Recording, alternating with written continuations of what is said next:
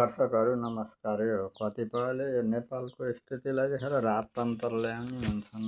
यो राजतन्त्र ल्याउने भन्ने कुरो कस्तो, समाज एउटा प्रक्रियामा चलेको हुन्छ। यो विश्व ब्रह्माण्डको जुनसुकै कुरा पनि एउटा प्रक्रियामा चलेको हुन्छ। यो प्रक्रिया भनेको के हो त भन्दाखेरि यसलाई यसरी बुझ्नुहोस् कि जस्तो एउटा मान्छे जन्मन्छ, त्यो जवान हुन्छ, बुढो हुन्छ, मर्छ।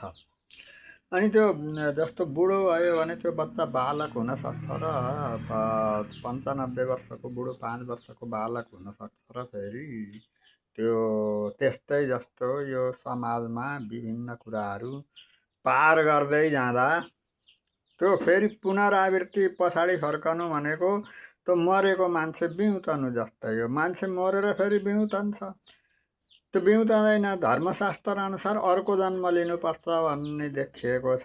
त्यस्तै यो राजतन्त्र फर्कन त यो सृष्टि, यो भागवत पुराणहरूको अनुसार यो के कल्प नै परिवर्तन, युग नै परिवर्तन हुनुपर्छ भन्ने देखिन्छ।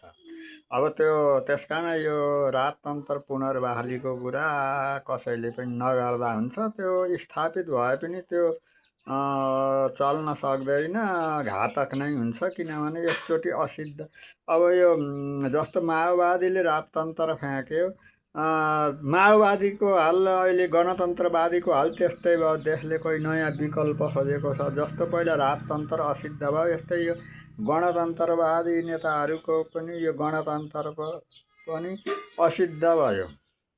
जस्तो प्रकारले माओवादी कालमा राजतन्त्र फ्याँक्नको लागि सङ्घर्ष गरियो, त्यस्तै जेएनजीले यो गणतन्त्रवादीलाई नेताहरूलाई फ्याँक्न पनि जुन सङ्घर्ष, यो के भने देशले कुनै यो समाजले संसारले नयाँ विकल्प खोजेको छ।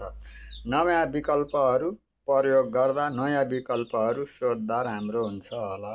हस्त धन्यवाद। भिडियो मन परेमा लाइक, कमेन्ट, सेयर गर्दै रहनु होला।